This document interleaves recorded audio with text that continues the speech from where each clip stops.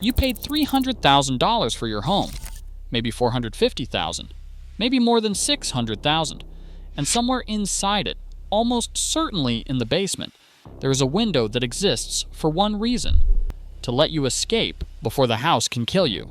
By law, Americans build these into every bedroom and every finished basement in the country. Here is what nobody says out loud: most of the world does not build them at all. And in England, in Australia, across much of Europe, there is no rescue hatch in the ground, no mandatory escape window in a bedroom. So why does the richest housing market on earth legally require an emergency exit that most countries consider unnecessary? The answer has nothing to do with windows. It is about what your house is actually made of and how few minutes you would really have. Walk into any model home and the finished basement is the closer. Upstairs sells the lifestyle, but the basement makes the math work. A theater, a gym, an extra bedroom that lets the builder advertise more square footage for your money. Set into that bedroom wall is a window the sales rep calls a bonus: more natural light, a walkout feel. What they won't tell you is that the window isn't a bonus. It's a legal requirement, an emergency escape and rescue opening, and it's there because the building code does not believe that room is survivable without it. The gap between what you're shown and what would actually save you is the whole story. Start outside with the window well, the metal-lined pit that holds the earth back so a below-grade window can open at all. The minimum the code demands is small, 9 square feet, projecting just 36 inches from the wall. A ladder is only required when the well runs deeper than 44 inches. Anything shallower, they can legally leave you a bare steel pit with nothing to climb. So that's what goes in. Then the weather comes. The well fills with water and leaves. The window behind it leaks. The frame rots inside the wall where you can't see it. Reseal and repair the damage, and you're into a few $1,000s. Find out the well never met code in the first place, and a proper retrofit runs $3,000 to $7,000. But a leaking window is the cheap problem. Now the window itself.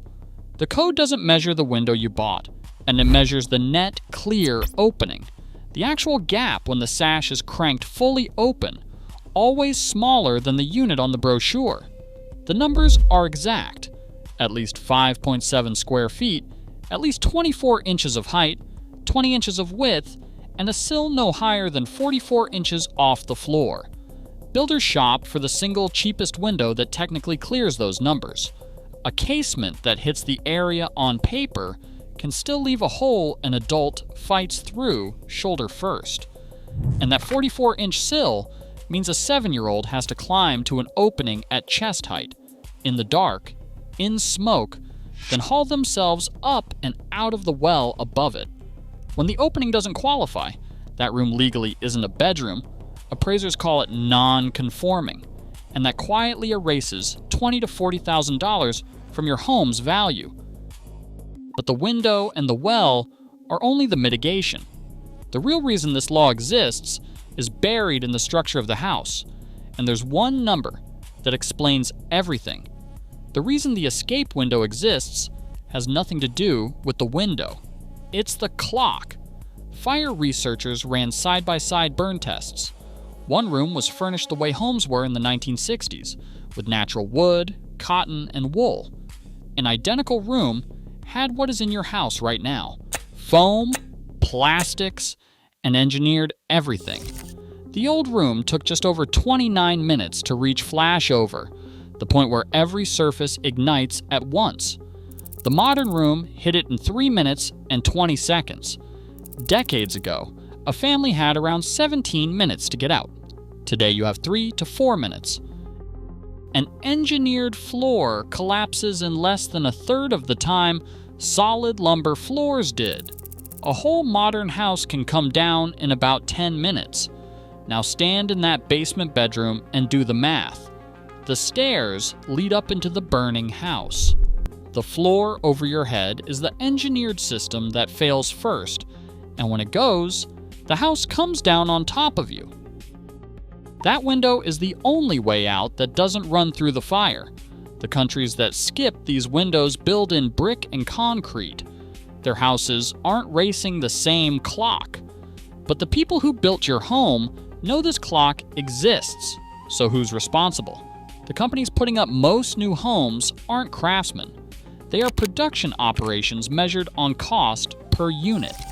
The engineered floor spans farther and saves a few $100s per house. The minimum window is cheaper than a generous one.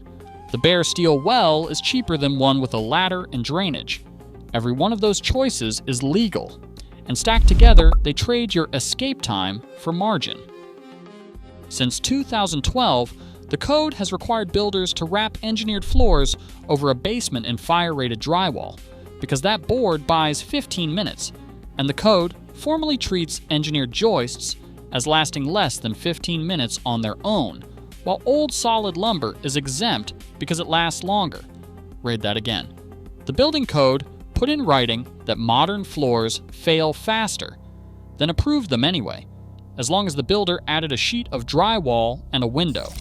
Passing inspection has never meant safe. It means the minimum that ends the builder's liability. So what's actually worth your money? 3 things. Number 3, if you are buying new, ignore the brochure and the word egress. Put a tape measure into that opening yourself, window cranked fully open, and confirm the real hole, not the glass, not the rough opening. Have the smallest person who will use the room physically climb out.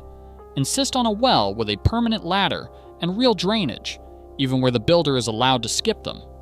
Number 2, and this one is undervalued right now, older homes from before the engineered lumber era, with solid dimensional joists and a masonry or block foundation.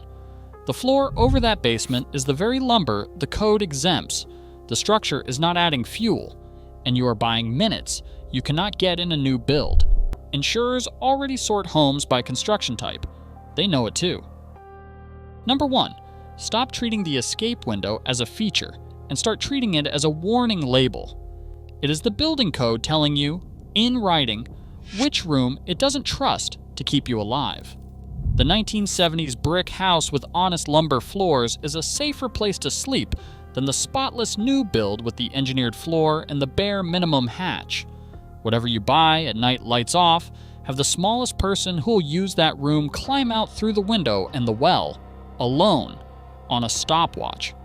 If they can't do it in under a minute, it isn't a bedroom, whatever the listing calls it. An escape window is not a safety feature. It's a confession. Proof that the room you're sleeping in can't be trusted to save you. The builder's responsibility ends the day the deed transfers. Yours ends in 30 years, or never.